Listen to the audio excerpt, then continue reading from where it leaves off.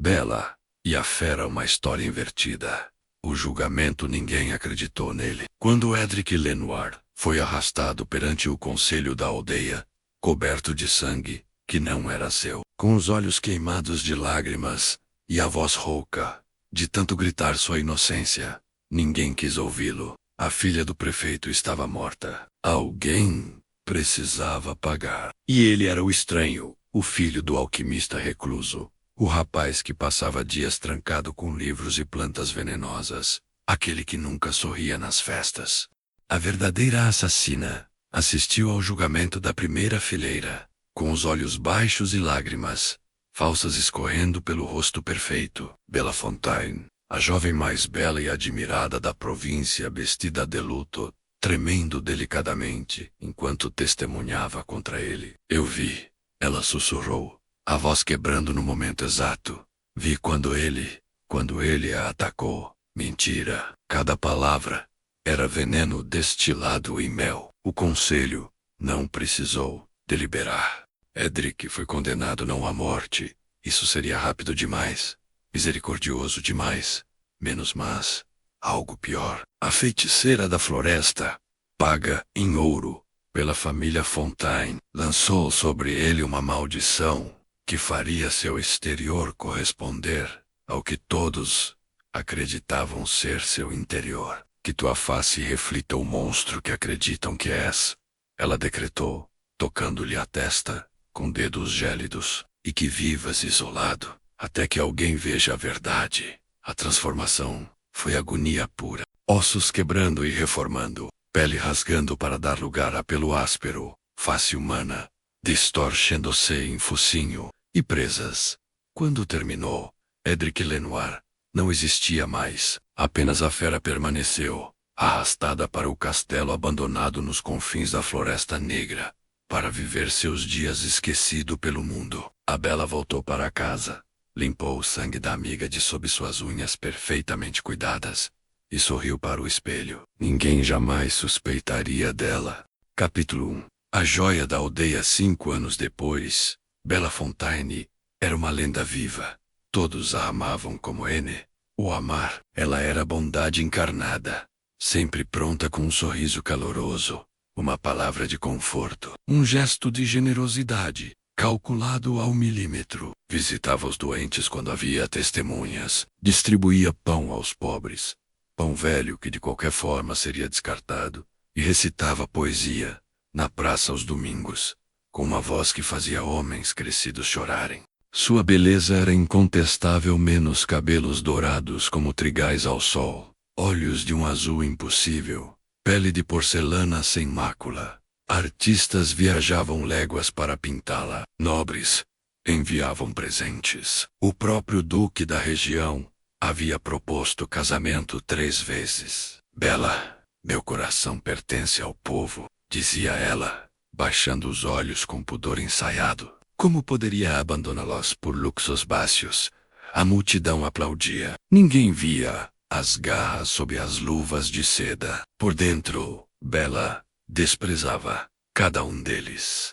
Camponeses idiotas, nobres arrogantes, todos tão fáceis de manipular. Um sorriso aqui, uma lágrima ali, e eles lhe dariam o mundo. Ela colecionava admiração, como outros colecionavam moedas, e cada olhar apaixonado era uma pequena vitória, uma prova de seu poder. Havia apenas uma sombra em sua vida perfeita. Seu pai, Maurice Fontaine, estava morrendo, não fisicamente, embora ele estivesse envelhecendo, curvado pelo peso de segredos que ela não conhecia. Era sua mente que o traía, consumida por culpa e visões. Ele murmurava, no sono, sobre sangue, sobre mentiras, sobre uma criatura, na floresta que o chamava Maurice Bela. Ele implorou certa noite, agorando-lhe o pulso com força surpreendente. Preciso ir, preciso pedir perdão. Preciso, Bela. Silêncio, pai. Ela retirou a mão com delicadeza, mas os olhos eram frios. Você está delirando novamente. Tome seu remédio. O remédio que ela mesma preparava. O remédio que mantinha sua mente confusa, doente, impedindo-o de fazer qualquer coisa estúpida como confessar. Mas naquela noite, Maurice esperou ela dormir. Então fugiu, cambaleando em direção à Floresta Negra, arrastado por uma compulsão que ele não entendia. Precisava encontrar Edric. Precisava dizer a verdade. Estava morrendo mesmo e não aguentava mais carregar aquele peso. Quando Bella acordou e descobriu que ele havia partido, algo raro aconteceu. Ela sentiu medo genuíno, ou por ele, pelo que ele poderia revelar. Capítulo 2. O Castelo das Sombras. A Floresta Negra não tinha esse nome por acaso. As árvores cresciam tão densas que a luz do dia mal penetrava o dossel, e mesmo uma aldeia parecia crepúsculo eterno. Criaturas estranhas espreitavam entre as raízes retorcidas, não os animais comuns da floresta, mas coisas que a maldição havia despertado, ecos de pesadelos antigos. Maurice Edric. Edric Lenore. Onde você está? Maurice tropeçou entre elas por horas, chamando por um nome que metade da aldeia havia esquecido. Finalmente, exausto e sangrando de arranhões, ele viu as torres. O castelo Darkmoor emergia das sombras, como um gigante adormecido, não em ruínas como diziam as histórias, mas estranhamente preservado, coberto de eras negras que pulsavam com vida própria. Maurice, por favor, ele choramingou, batendo nos portões. Preciso entrar. Preciso falar com você. As portas se abriram sozinhas, rangendo em dobradiças enferrujadas. O interior do castelo era um paradoxo. Poeira e teias de aranha cobriam tudo, mas móveis magníficos permaneciam intactos sob os lençóis. Candelabros acendiam-se sozinhos quando Maurice passava, projetando sombras dançantes nas paredes, e por toda parte livros, menos milhares deles, empilhados em corredores, abertos sobre mesas, marcados e anotados. A fera, você não deveria estar aqui. A voz veio de todos os lugares, e de lugar nenhum, profunda, como trovão distante, mas estranhamente triste. Maurice congelou. Maurice, Edric, é você? Um movimento nas sombras. Então, ele apareceu. A fera era aterrorizante, menos mais de 2 metros de altura, coberta de pelo negro como noite sem lua, face que misturava lobo e leão, e algo pior, garras que poderiam rasgar pedra. Mas eram os olhos que prendiam Maurice, humanos, castanhos, preenchidos com inteligência, e uma dor tão profunda que doía testemunhá-la. Maurice, vim pedir perdão. Ele engasgou, caindo de joelhos. Eu sabia que você era inocente. Vi minha filha chegar em casa naquela noite, com sangue nas mãos. Ouvi ela praticando suas mentiras no espelho, e não disse nada. Deixei que te condenassem porque tinha medo dela. Porque... A fera, pare. A voz era áspera, não acostumada ao uso frequente. Por que agora? Por que depois de 5 anos? Maurice, porque estou morrendo, e não posso carregar isso comigo para o túmulo. Você precisa saber que alguém conhece a verdade. A fera o estudou por um longo momento. Então, surpreendentemente, estendeu uma pata e ajudou o velho a se levantar. A fera, venha. Você precisa descansar. Amanhã decidiremos o que fazer. Mas amanhã nunca chegou para Maurice. Seu coração, esgotado por anos de culpa e a caminhada brutal pela floresta, parou durante a noite. E quando Bella finalmente seguiu o rastro de seu pai até o castelo, foi um corpo que ela encontrou. Capítulo 3. O acordo. Bella não chorou sobre o cadáver de seu pai. Ela estudou a cena clinicamente. Maurice deitado em paz numa cama de dossel, coberto com um lençol limpo, flores selvagens arranjadas em suas mãos. Alguém havia cuidado dele. Bella, mostre-se, monstro, ela chamou, a voz ecoando pelos corredores vazios. Eu sei que está aqui. A fera emergiu das sombras, movendo-se com uma graça que contradia seu tamanho. Os olhos dele se encontraram, e algo estranho passou entre eles. Reconhecimento, talvez, como se cada um visse no outro algo familiar e perturbador. A fera. Seu pai morreu em paz, disse. Suas últimas palavras foram seu nome. Mentira. As últimas palavras de Maurice haviam sido uma súplica. Não deixe ela saber. Ela não pode saber que eu contei. Mas a fera decidiu guardar esse segredo, por enquanto. Bella inclinou a cabeça, estudando a criatura. Ela havia esperado raiva. Violência, talvez. Não essa. Calma melancólica. Bella, você o matou. A fera. Seu coração falhou. Eu tentei Suvalou. Indicou ervas espalhadas numa mesa próxima.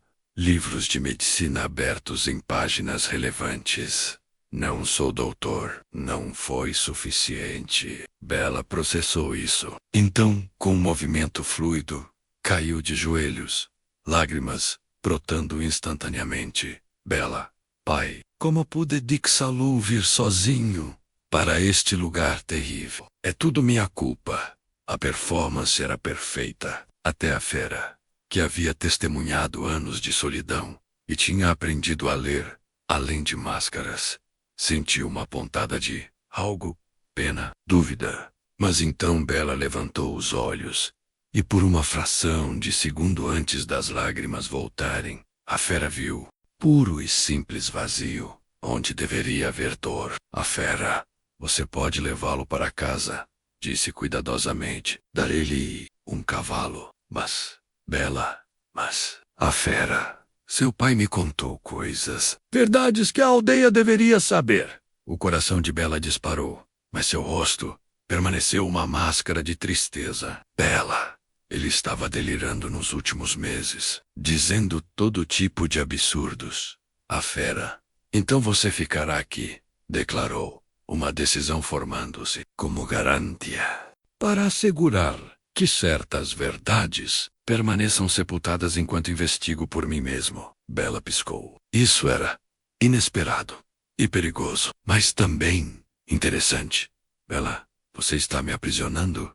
A fera. Estou oferecendo um acordo. Fique aqui por 3 meses. No final desse tempo, se eu descobrir que seu pai estava realmente delirando, você é livre para partir. Se não, deixou a ameaça no ar. Bella poderia ter tentado fugir. Poderia ter gritado, lutado, apelado. Mas uma parte dela, menos a parte que adorava jogos, que via pessoas como peças em um tabuleiro, ficou curiosa. O que essa criatura realmente sabia? O que poderia descobrir? E, mais intrigante, como seria quebrar algo que já estava tão profundamente quebrado? Bella, aceito, disse, limpando lágrimas falsas, mas sob uma condição: cuide de meu pai propriamente. Enterre-o no jardim aqui, com flores. É o que ele teria querido. A fera concordou, surpresa pela solicitação. Ele não sabia que Bella simplesmente não queria o corpo. Voltando à aldeia, onde uma autópsia poderia revelar traços dos venenos que ela vinha administrando. E assim começou a estranha coabitação entre a Bella e a fera. Capítulo 4. A Dança das Máscaras. Os primeiros dias foram uma guerra silenciosa de observação. A fera deu a Bella a melhor suíte do castelo, quartos que um dia pertenceram à senhora da casa, com varandas que davam para jardins selvagens e uma biblioteca privada. Ele forneceu vestidos empoeirados, mas magníficos, comida preparada por mãos invisíveis, que ela suspeitava serem as próprias garras dele, e liberdade para explorar o castelo. Tudo, exceto ao leste. Aquela permanece atrancada. Bella usava seu tempo explorando, não por curiosidade genuína, mas procurando alavancagem, armas, rotas de fuga, segredos. Ela vasculhava bibliotecas, procurando informações sobre maldições e como quebrá-los, não para ajudar a fera, mas para entender o jogo. À noite, Jantavam juntos num salão absurdamente grande, sentados em extremidades opostas de uma mesa, que poderia acomodar 20 pessoas. A fera comia pouco e falava menos. Ela preenchia o silêncio com histórias cuidadosamente construídas sobre sua vida na aldeia, pintando-se como mártir e santa. Bela, você não é o que esperava, ela disse uma noite, estudando sobre o cálice de vinho. A fera, o que esperava? Um animal babando e rosnando. Pelan, talvez. Ela sorriu, e foi um sorriso genuíno, de predador, reconhecendo outro. Mas você lê, escreve. Penso que vi equações matemáticas numa das salas que atravessei. A fera, a besta pode amar o conhecimento tanto quanto o homem. Respondeu, mas havia amargura na voz. Talvez mais. Eu tenho tempo infinito, e nada além de livros. Bela, solitário. A fera, você sabe a resposta para isso. Bela inclinou a cabeça. Bela, posso fazer uma pergunta pessoal? A fera, pode perguntar. Posso não responder. Bela, você se lembra de ser humano? Edric Lenoir. É assim que meu pai o chamava. Você ainda se sente como ele por dentro? A pergunta atingiu um nervo. A fera ficou em silêncio por tanto tempo que Bela pensou não ter resposta. Então, a fera cada dia menos.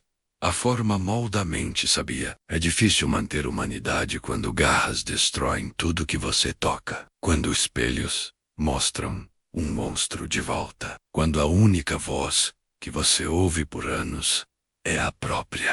Havia verdade crua nisso que até Bela, oca como era, sentiu algo próximo de, não empatia, reconhecimento. Talvez ela também usava uma máscara. A diferença era que a dela era de carne e osso, perfeita e imutável. Bela, devo sentir pena de você? Ela perguntou, genuinamente curiosa. A fera, não quero sua pena. Bela, bom, porque não a teria. Se levantou, alisando as saias. Estou cansada. Boa noite, fera. A fera, meu nome é Edric, ele disse, tão baixo que ela quase não parou na porta. Bela, eu sei, mas nomes têm poder. E eu não dou poder de graça. Depois que ela saiu, Edric ficou sozinho no salão, olhando para as próprias garras. Havia algo errado com Bela Fontaine. Algo que fazia seus instintos, tanto os humanos quanto os bestiais, gritarem alertas. Ela era perigosa, mais perigosa que qualquer criatura na floresta. E por alguma razão inexplicável, isso o fascinava. Capítulo 5. Rachaduras.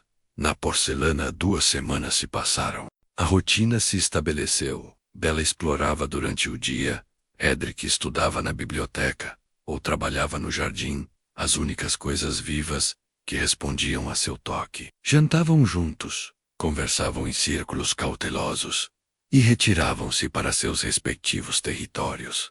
Mas rachaduras começavam a aparecer. Bela descobriu que solidão forçada, sem plateia para suas performances, era uma forma peculiar de tortura. Não havia ninguém para admirá-la, ninguém para manipular, apenas ela e seus pensamentos, e descobriu que não gostava muito da própria companhia. Pior, a fera se recusava a ser manipulada da maneira usual. Ele não se derretia com seus sorrisos, não se comovia com lágrimas. Quando ela tentava seduzi-lo ou mais experimento que desejo, ele simplesmente a observava com aqueles olhos castanhos, tristemente sábios. A fera, você desperdiça talento em jogos vazios. Isso a enfurecia. Ninguém a dispensava. Ninguém via através dela. Numa tarde, frustrada, Bela invadiu a ala leste proibida. Encontrou a porta trancada, mas anos de observar seu pai trabalhar em fechaduras renderam frutos. Em minutos, estava dentro. O que encontrou a congelou. A ala leste era um memorial. Paredes cobertas de anotações, desenhos, documentos. No centro, um julgamento reconstruído em obsessivo detalhe. Testemunhos, evidências, cronologias. Edric Havia passado 5 anos, investigando o próprio caso, tentando provar sua inocência para ninguém, além de si mesmo. E num canto, um retrato, não pintado, desenhado a carvão com mão amadora, mas dedicada. O rosto de Bella, capturado em um momento que ela reconheceu. O julgamento, quando testemunhou contra ele. Mas no desenho, Edric havia capturado algo que nenhum artista profissional jamais vira. Sob a tristeza performática, ele desenhara o fantasma de um sorriso. A verdade que espreitava atrás dos olhos. Ele sabia. Talvez não tudo. Não ainda. Mas sabia. A fera encontrou o que procurava. Bella Hero. Edric estava na porta, maior que nunca na penumbra. Mas sua postura era de resignação, não raiva. Bella, você sabia desde o início. Ela sussurrou. A fera suspeitava. Seu pai confirmou. Entrou na sala, movendo-se, para ficar entre ela e a saída. Não ameaçador, apenas presente. Então, sim, sei o que você é Bella Fontaine.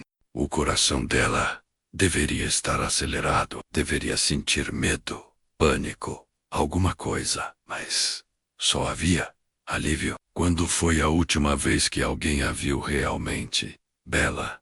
E vai fazer o quê? Ela perguntou, deixando a máscara cair completamente pela primeira vez em anos. Sem sorrisos, sem lágrimas, apenas vazio frio. Me matar? Me entregar? A fera? Não. A resposta surpreendeu. Vou te dar escolha. Bella, escolha a fera. Nos próximos 2 meses e meio que restam do nosso acordo, você pode continuar sendo a mentira que mostra o mundo. Pode planejar sua fuga, sua vingança, o que quer que criaturas como você planejem. Pausou. Ou pode experimentar algo novo, ser verdadeira, aqui, neste lugar esquecido, com alguém que já foi destruído e não tem mais nada a perder. Shem, plateia, sem julgamento, apenas verdade. Bella o encarou. Bella, por que faria isso? A fera. Porque passei 5 anos como monstro do lado de fora, forçado a confrontar o que sou por dentro. E descobri que quando tudo é tirado menos aparência, posição, ilusões, o que resta é escolha. Quem escolhemos ser quando ninguém está olhando? Seus olhos a perfuraram. Você nunca fez essa escolha. Sempre houve plateia. Sempre houve máscara. Bella, e se eu escolher continuar sendo monstro, a fera? Então pelo menos será escolha consciente. Não apenas destino ou maldição. Se virou para sair, então olhou para trás. Jantar em 1 hora. Você vem ou não? Isso também é escolha sua. Quando ele se foi, Bella ficou sozinha na sala de evidências que documentavam seus crimes. E pela primeira vez em sua vida adulta, não sabia o que fazer. Capítulo 6. O degelo. Bella foi ao jantar. E ao próximo. E ao seguinte. Não por estratégia, mas porque algo mudara. Com a verdade exposta, o jogo evaporara. E sem jogo, sem performance, ela se viu curiosa. Edric falava com ela diferente agora. Não com adoração ou medo, mas como igual. Igual em dano, talvez, se não em natureza. Eles discutiam filosofia, literatura, a natureza da maldade. Ele a desafiava, empurrava de volta. Quando ela tentava manipular, forçava menos a defender suas escolhas, com lógica, em vez de lágrimas falsas. E lentamente, torturantemente, ela começou a sentir, não culpa menos. Ela não tinha capacidade para isso, mas algo mais estranho, interesse por outra pessoa. Edric não era a ferramenta ou o obstáculo, era fascinante. Um homem que deveria ter sido destruído pela injustiça, mas emergira mais forte, mais pensativo. Um monstro que lia poesia em grego antigo e chorava ela, ouvira através da parede por beleza, que nunca mais poderia criar, com garras desajeitadas. Uma noite, Semanas no acordo, ela perguntou. Bella, você me odeia? Eles estavam no jardim, sob estrelas que pareciam mais brilhantes longe da civilização. Edric estava plantando rosas noturnas, menos as únicas flores que sobreviviam a seu toque. Edric, eu deveria, disse eventualmente. Você destruiu minha vida, matou uma inocente, mentiu sem hesitar. Deveria te odiar com cada fibra do meu ser, Bella. Mas, Edric, mais ódio requer que eu acredite que você tinha escolha real, que sabia como ser diferente. Olhou para ela, e havia tristeza infinita naquele olhar animal. E estou começando a suspeitar que você é tão amaldiçoada quanto eu. Só que sua maldição é invisível, escrita em sua alma ao invés de sua pele. Ela sentiu algo quebrar dentro dela. Raiva, talvez. Ou reconhecimento. Bella, não faça de mim vítima. Escolhi cada ação. Edric escolheu ou apenas seguiu o caminho que sua natureza apontava? Porque ninguém nunca te mostrou outro. Voltou às rosas. Minha maldição me deu forma de monstro. A sua te deixou linda e oca. Qual é pior? Bella, a minha. Ela sussurrou, surpreendendo a si mesma. Porque ninguém tenta salvar o monstro bonito. Foi a coisa mais honesta que dissera em anos. Edric estendeu uma garra, hesitante. Bella, igualmente hesitante, tocou-a. O pelo era áspero, mas quente, vivo, real de uma forma que todos os homens que a desejaram nunca foram. Edric, talvez possamos salvar um ao outro. E ali, num jardim esquecido sob estrelas indiferentes, algo impossível começou a crescer. Não amor menos nenhum deles era capaz disso ainda, mas reconhecimento, conexão. A primeira real que qualquer um deles já tivera. Capítulo 7. A verdade que queima. Mas o mundo exterior não esquecera a Bella Fontaine. Na aldeia, sua ausência era notada. Histórias se espalhavam. Ela sacrificara-se para salvar o pai. Estava prisioneira do monstro. Precisava de resgate. Um jovem nobre chamado Gaston, menos bonito, arrogante, obcecado por a Bella há anos, organizou um grupo de caça. Salvaremos a Bella, ele declarou na praça. E mataremos a fera, de uma vez por todas. No castelo, Edric sentiu a aproximação deles, antes de ouvirem os gritos. Animais da floresta fugiam. Pássaros silenciavam. Ele encontrou a Bella na biblioteca. Eles vêm por você, ele disse. Você precisa decidir. Volta com eles como heroína. Salva. Ou fica. E dizemos a verdade. Seus olhos a estudaram. Mas se escolher isso, não há retorno. Serão párias juntos. Monstros aos olhos do mundo. A Bella pensou em retornar. Seria fácil. Lágrimas. História dramática de cativeiro. Gaston a adoraria ainda mais. Voltaria a ser venerada, intocável e completamente sozinha. Aqui neste castelo arruinado com esta criatura amaldiçoada, ela sentira pela primeira vez em sua vida, não admirada, não desejada, mas verdadeiramente vista, em toda sua fealdade interior, e não rejeitada. Fique comigo, Edric disse. E não era comando ou súplica.